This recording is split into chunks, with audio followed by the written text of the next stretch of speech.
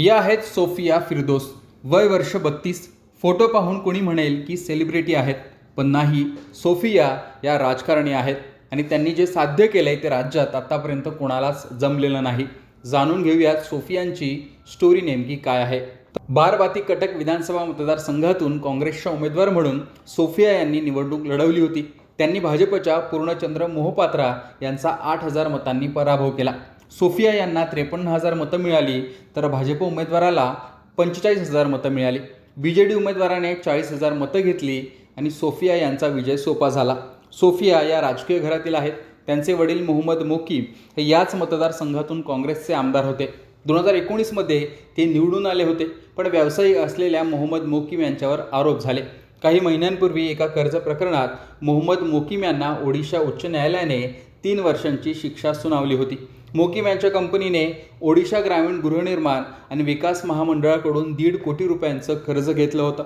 बेकायदेशीर पद्धतीने हे कर्ज घेतल्याप्रकरणी गैरकारभाराचा आरोप त्यांच्यावर करण्यात आला होता. 2000 सालच्या या प्रकरणात मोकीम यांना 2023मध्ये शिक्षा झाली आणि त्यांना निवडणूक लढता आली नाही. नंतर त्यांना जामीन मिळाला. सर्वोच्च न्यायालयात या शिक्षेला स्थगिती मिळाली आणि हे प्रकरण प्रलंबित आहे.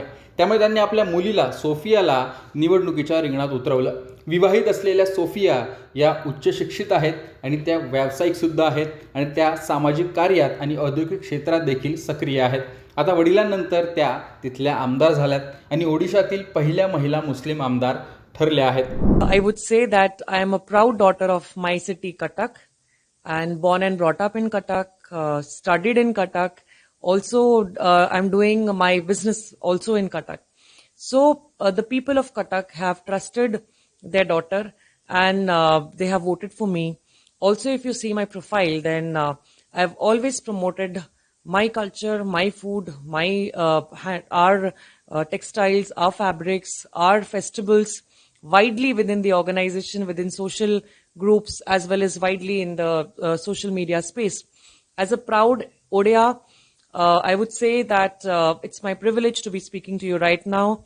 And as a proud Katkiya, proud Odia and an Indian, coincidentally, yes, I am a Muslim and it's the first Muslim, so history, it is, people are saying that you have created history. I would like to work for my Cuttack so that Cuttack is able to make a lot of histories and Cuttack is able to get back on the map of India very soon and we will able to add a lot of value to our city. ओडिशामध्ये मुस्लिम लोकसंख्या ही इतर राज्यांच्या तुलनेत कमी आहे. एकूण लोकसंख्येच्या 2 ते 2.5% लोकसंख्या ओडिशामध्ये आहे, तर कटक शहरात साधारणतः मुस्लिम समाजाचे 8% लोक राहतात. त्याच भागातून सोफिया आमदार झाल्या आहेत. काँग्रेसला मानणारी इतर समाजाची मतंही त्यांनी मिळवल्याने त्यांचा विजय झाल्याचं बोललं जात आहे आणि इतिहास घडवणाऱ्या सोफिया फिरदोस यांची देशभरात चर्चा होते आणि कौतुक देखील होतंय. सोफिया यांच्याविषयी तुमचं मत कमेंट बॉक्समध्ये सांगा. लोकमतचं YouTube चॅनल सबस्क्राईब केलं नसेल आठवणीने सबस्क्राईब करा.